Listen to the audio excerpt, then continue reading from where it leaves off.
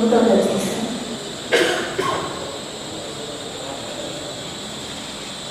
ஃபிஷரிஸ்லேருந்து சொல்லியிருக்கேங்க sir.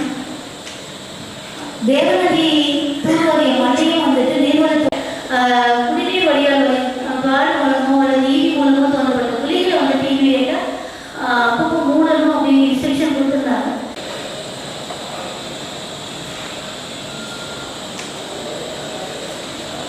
இது கடந்த ஆய்வு வந்துட்டு 4 தாலுக்குலையும் இருக்குங்க சார். அதில் முக்கியமாக கீழ்வேலூர்லேயும் வேதாரண்யம்லேயும் அதிகமாக இருக்குங்க சார்.